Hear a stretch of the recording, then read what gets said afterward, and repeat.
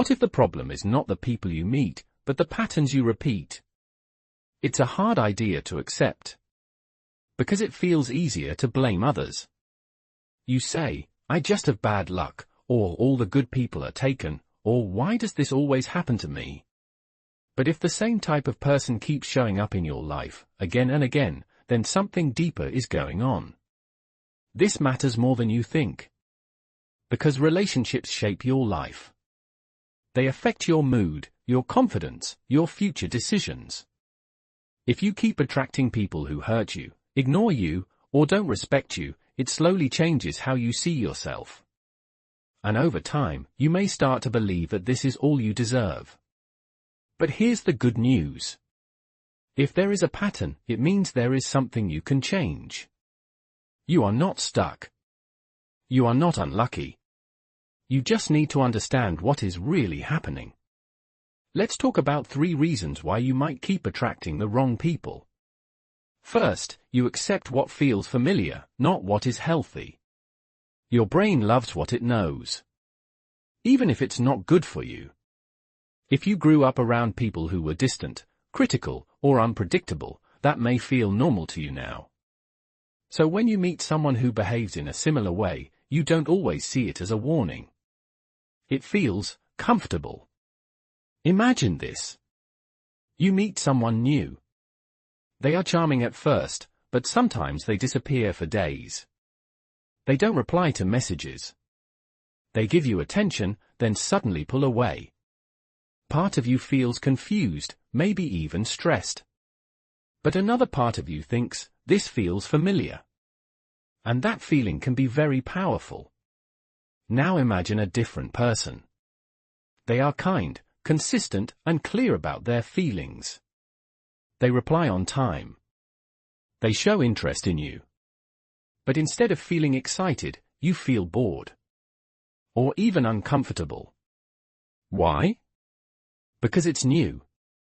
It's not what you're used to. So you choose what feels familiar, even if it hurts you.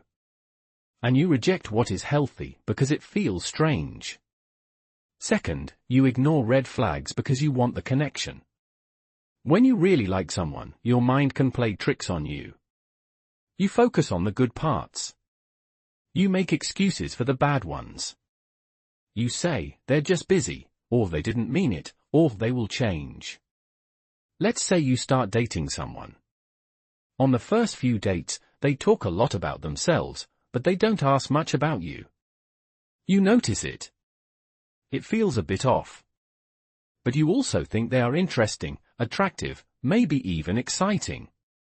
So you ignore that small feeling inside you. Later, they cancel plans at the last minute.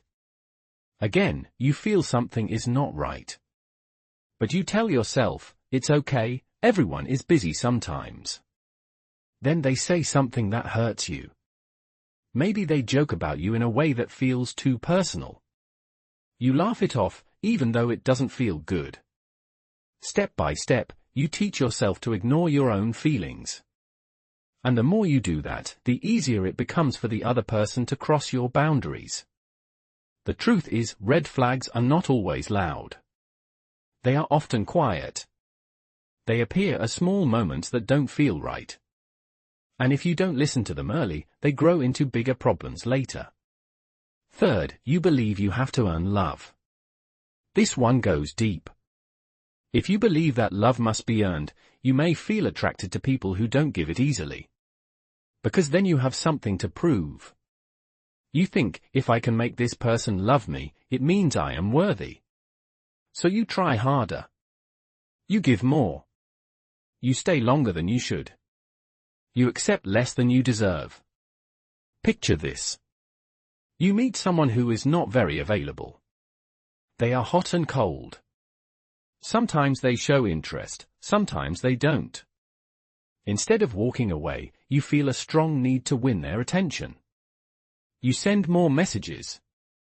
You try to be more interesting, more attractive, more perfect. And when they finally give you a little bit of attention, it feels amazing. Like a reward. But it doesn't last. So you keep chasing that feeling again and again. Meanwhile, someone else might be ready to give you real, stable love. But you don't feel the same excitement. Because there is nothing to chase. No challenge to win. When you believe love must be earned, you often choose people who make you work for it. Even if it costs your peace. So what can you do differently?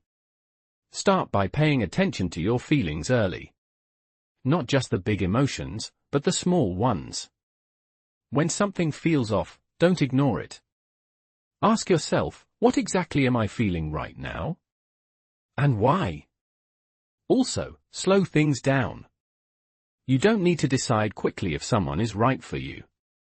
Give yourself time to see their behavior, not just their words. Notice if they are consistent. Notice how they treat you when things are not perfect.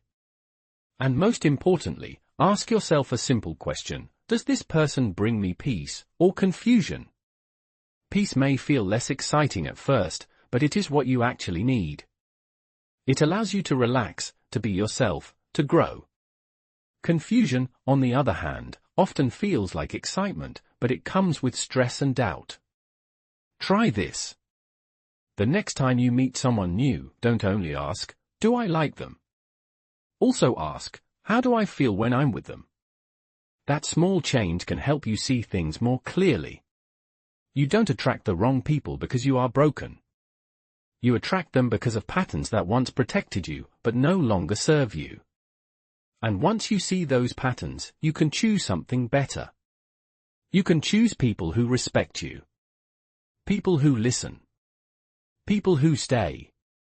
And it starts with one quiet decision to stop chasing what feels familiar and start choosing what feels right.